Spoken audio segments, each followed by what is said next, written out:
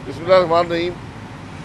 ये जो नाम निहाद एहतसाब का अमल है, आज ये चौथा साल है अदालतों में हम पेश होते हैं।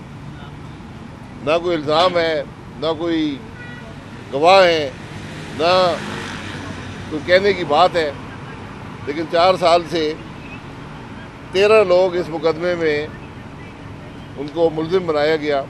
उनकी ज़िंदगियाँ रुकी हुई हैं, लेकिन न केस आगे चलता है और हर हफ्ते ये पेशी होती है। मैंने तो हमेशा कहा है अदालतों में कैमरे लगाएं और पाकिस्तान के अवाम को दिखाएं कि इस मुल्क के सियासतदानों ने कौन सी करप्शन की है। नैब का चेयरमैन भी घर चला गया है, लेकिन मुकदमे यहीं पे हैं। जो आदमी 4 साल में मुकदमे चला ना सका हो, उसके मुकदमों की हकीकत इसी बात से अयां होती है। और मैंने चेयरमैन साहब जावेद इकबाल साहब को बहुत दफ़ा गुजारिश कर चुका हूँ कि आप अपने असासे ज़रा पाकिस्तान के अवाम के सामने रख दें, ताकि पाकिस्तान के अवाम को पता चले कि वो आदमी जो दूसरों पर मुकदमे बनाता था,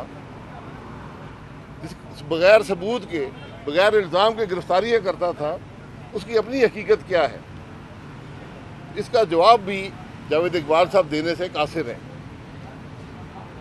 मैं फिर आज गुजारिश करूंगा उनसे कि जिस ओहदे पर आप रहे हैं, उस ओहदे का तकाजा है कि आप भी अपने आप को इंसाफ के लिए पेश करें और मुल्क के अंदर और मुल्क से बाहर बशमूल ऑस्ट्रेलिया के जो भी आपके असासे हैं वो पाकिस्तान के अवाम के सामने रखें।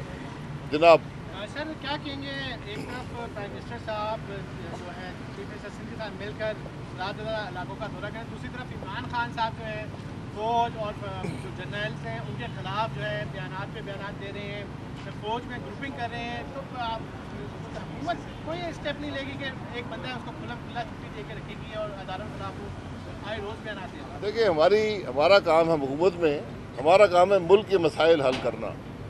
जो इमरान खान ने 4 साल में इस मुल्क की मईशत की तबाही की है, मुल्क के इदारों को तबाह किया है, जो गफलत बरती है, जो करप्शन की है, उन हालात को दुरुस्त करके इस मुल्क को तरक्की के रास्ते पर डालना इमरान खान का काम है।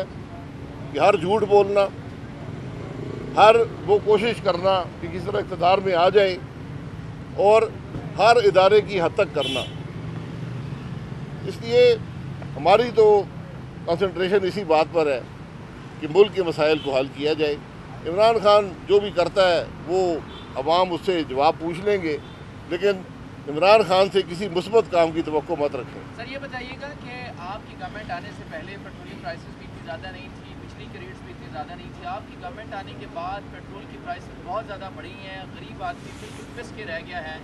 लोगों के बिजली के बिल, जिसकी 20,000 सैलरी है, उसका 40-40 हज़ार बिल आया है। इस सारी चीज़ों को आप कैसे जस्टिफाई करते हैं? जी, मैं बिल्कुल जस्टिफाई नहीं करता, मैं हक़ाइक़ की बात करूँगा। पेट्रोल की कीमत के 12 हिस्से होते हैं जो पेट्रोल की कीमत का तयन करते हैं। उसमें से 10 मंडी से ताल्लुक़ रखते हैं। एक टैक्स होता है जो इमरान खान की हुकूमत ने IMF से कमिट किया हुआ है, जो 50 रुपये का टैक्स है, और उसके अलावा सेल्स टैक्स है जो 17% होता है। इस हुकूमत ने सेल्स टैक्स को 0 कर दिया है और जो 50 रुपये का टैक्स था वो बतदरीज उसको अभी वो 30-35 रुपये पे है, वो 10-15 रुपये का इजाफा होगा। इसके अलावा कोई टैक्स भी पेट्रोल की कीमत पर नहीं है।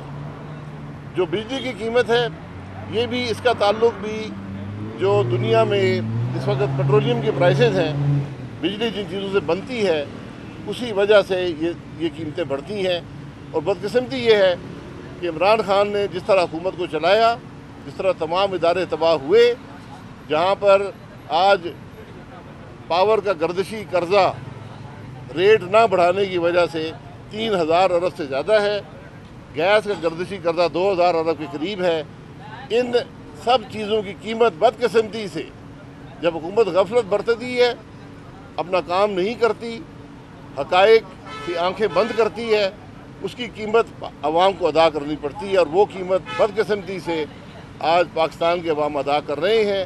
लेकिन यही वो मुश्किल फ़ैसले हैं जो कर हम पाकिस्तान को तरक्की के रास्ते पर डाल सकें। सर क्या कहेंगे, इमरान खान बार बार मुतालबा कर रहे हैं कि फौरी इलेक्शन हो जाए, क्या हुकूमत अपनी मुद्दत पूरा करेगी? वरना वो बार बार धमकियाँ ही दी जा रही हैं कि वो इस्लामाबाद बंद कर देंगे, इस्लामाबाद आ रहे हैं, सब कुछ करेंगे, तो अभी क्या हालात? ज़रूर बंद करने की कोशिश कर लें। बात ये है कि अप्रैल 10 से पहले उनको इलेक्शन का ख्याल नहीं आया। हम जब से हुकूमत आई थी हम कह रहे थे चोरी शुदा इलेक्शन है, ये आदमी धांधली से आया है, सिलेक्ट किया गया है, लेकिन 4 साल उसको इसका इल्म नहीं था। अब उसको तकलीफ़ है इलेक्शन पर हुकूमत वक्त पूरा करेगी और उसके बाद आइन के मुताबिक इलेक्शन होगा। वापस आ रहे हैं, बहुत दफ़ा बताया है, जब डॉक्टर करवा कर आएगी। सबसे ज्यादा व्यूज, सबसे ज्यादा रील्स और सबसे ज्यादा रेटिंग के साथ बोल अब भी नंबर 1 पोजीशन पर बरकरार। सब्सक्राइब करें और बेल दबाएं ताकि कोई खबर रह न जाए।